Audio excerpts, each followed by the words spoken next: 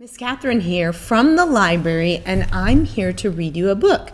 Now, as you may know, this month's learner profile is open-minded. And to be open-minded, often you have to look at things from a different perspective. So today, I'm going to read you a book that looks at a story you may already know, but from a different perspective.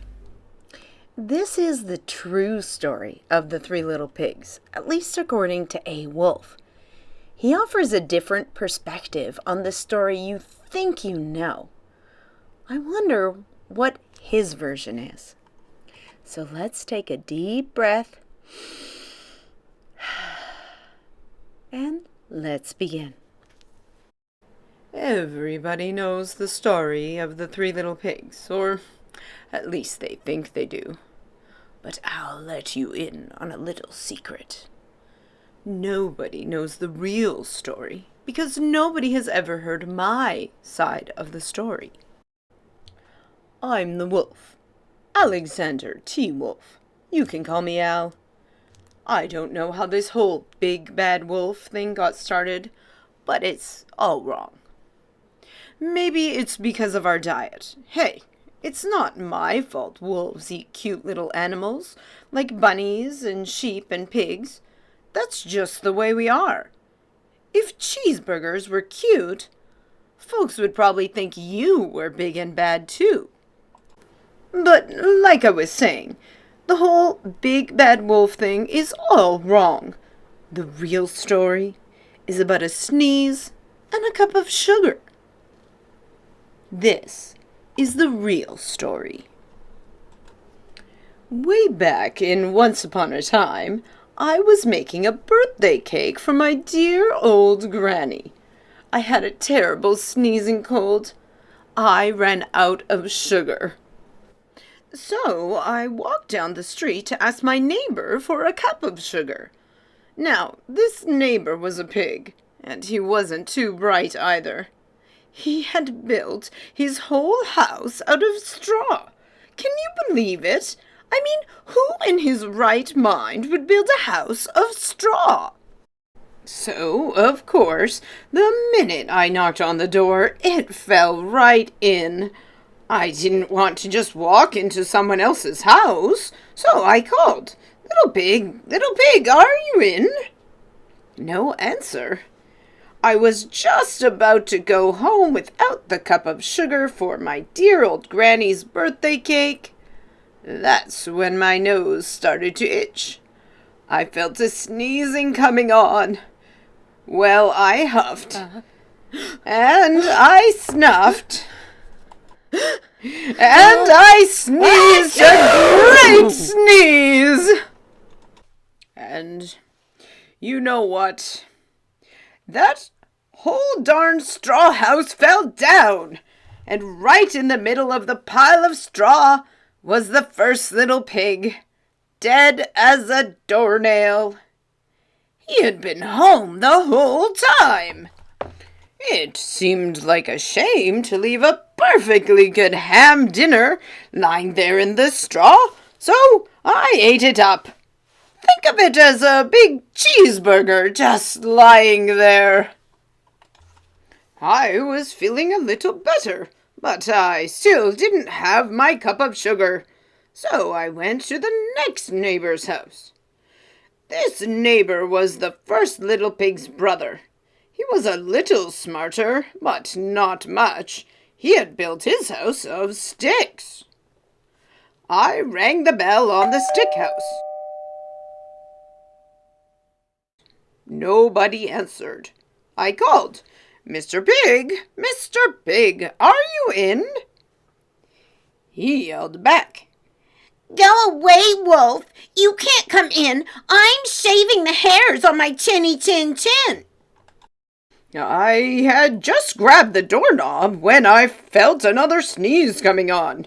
I huffed, and I snuffed, and I tried to cover my mouth, but I sneezed a great sneeze.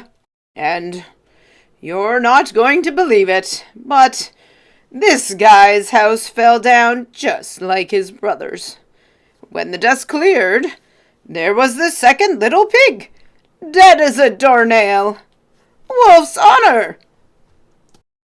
Now, you know food will spoil if you leave it out in the open. So I did the only thing there was to do. I had dinner again. Think of it as a second helping. I was getting awfully full, but my cold was feeling a little better, and I still didn't have that cup of sugar for my dear old granny's birthday cake. So I went to the next house. This guy was the first and second little pig's brother. He must have been the brains of the family. He had built his house of bricks. I knocked on the brick house. No answer. I called, "Mr. Pig, Mr. Pig, are you in?" And do you know what that rude little porker answered? Get out of here, Wolf! Don't bother me again! Talk about impolite! He probably had a whole sack full of sugar, and he wouldn't give me even one little cup for my dear, sweet old granny's birthday cake. What a pig! I was just about to go home and maybe make a nice birthday card instead of a cake, when I felt my cold coming on. I huffed, and I snuffed, and I sneezed once again. Then the third little pig yelled, "And your old granny can sit on a pin!"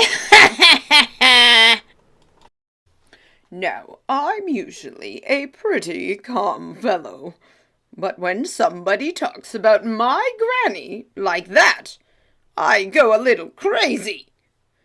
When the cops drove up, of course I was trying to break down this pig's door. And the whole time I was huffing and puffing and sneezing and making a real scene. The rest, as they say, is history. The news reporters found out about the two pigs I had for dinner. They figured a sick guy going to borrow a cup of sugar didn't sound very exciting. So they jazzed up the story with all of that huff and puff and blow your house down, and they made me the big bad wolf. That's it. The real story. I was framed. But, maybe you could loan me a cup of sugar? And that's it. The True Story of the Three Little Pigs by A. Wolf, as told by John Cieska and illustrated by Lane Smith. So I wonder, which version of that story do you like better? Do you think the wolf is telling the truth? Or do you think the original story where he's the bad guy is the true one? If you wrote this story and had to change something, what would you change? If you want to, please respond and let me know what you think of the true story of the Three Little Pigs.